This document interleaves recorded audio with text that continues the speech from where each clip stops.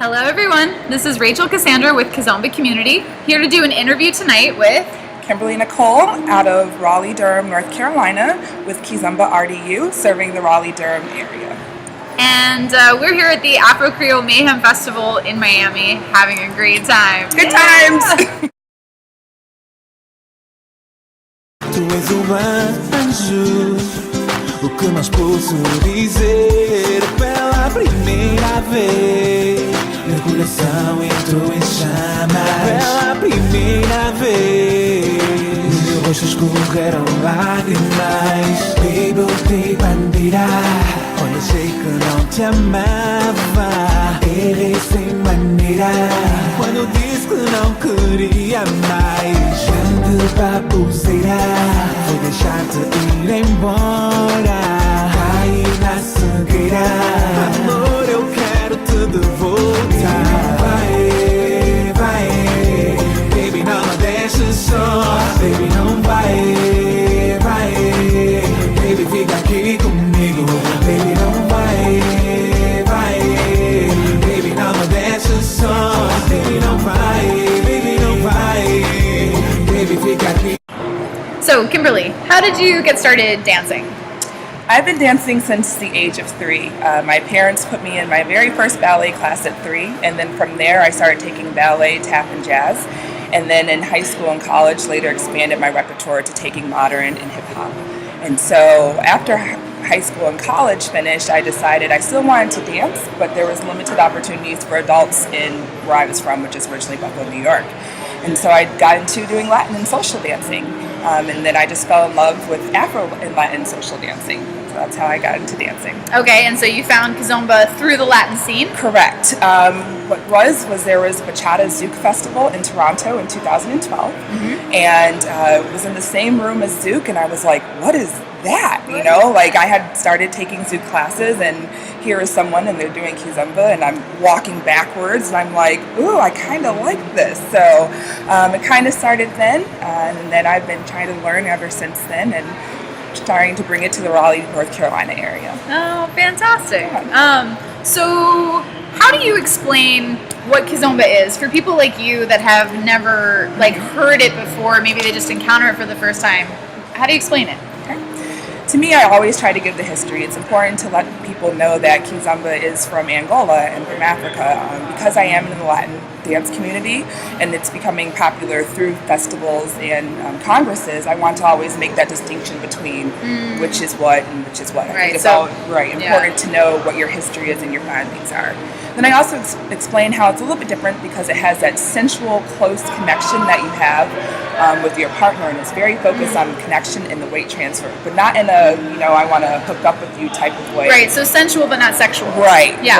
Right. And so what I explain to them is that it's really nice once you start to do it, and you just kind of bring a little bit closer connection to your partner and to the music. And I'm a person who's really big on musicality, whether it's with salsa, whether it's with bachata, Kizomba.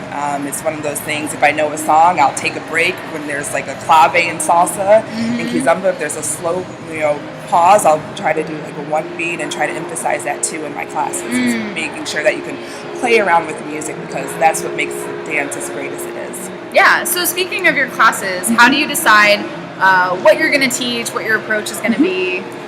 For right now, because Kizomba is so new in my area, I'm really trying to focus on the basics. Basic 1, 2, and 3, doing some variations of that, also saidas, but wanting to make sure that they understand the concept of what musicality is and having a good foundation. And so that's everything that I've done, whether it's been a lady styling, lady really focusing on the body movement so that they understand, because I do have so many students that are from the Latin dance community, that it's a different feel than bachata, it's a different feel than salsa. Totally. So trying to make them understand, how does this movement feel within your body? And that really all starts with the basics before you're trying to get into the tricks and the dips and the turns and things that you really want to have a good foundation for fundamentals. I always love hearing that from my teachers. Every time someone's like, but more foundations. I'm like, yes! Yes, it's key. You have to have it. Yeah, no, totally. So how would you describe your style in Kizomba? I mean, you've learned from a few different teachers, right?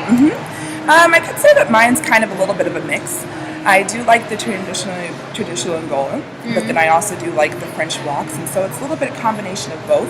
I've taken from a vast variety of instructors, and I kind of just pick up the unique styles that I like, but always making sure that regardless of what I do teach, that it's always ingrained in the basics. Yeah. And that never changes regardless if you're taking from someone in Paris or you're taking from someone in San Francisco or someone in New York. The basics are always the same. And the styling is like the cherry on top. Right, sure. So how do you get the word out? I mean, you've mentioned that in North Carolina, Kizomba is relatively new. So how do you kind of bring more people into the scene?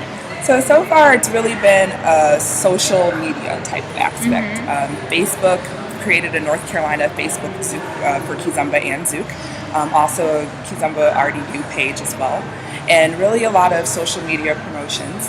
And also partnering with other people who have established, whether a long-term Latin social, and so that way we're trying to spread that way, but also recently partnering with the African community.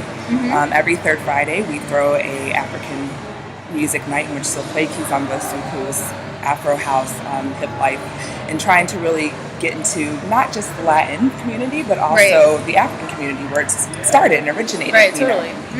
So a lot of it really has been collaboration through partnerships and social media. So what does it mean for you to be part of this growing Kizomba community here in the United States? It's actually really a great feeling.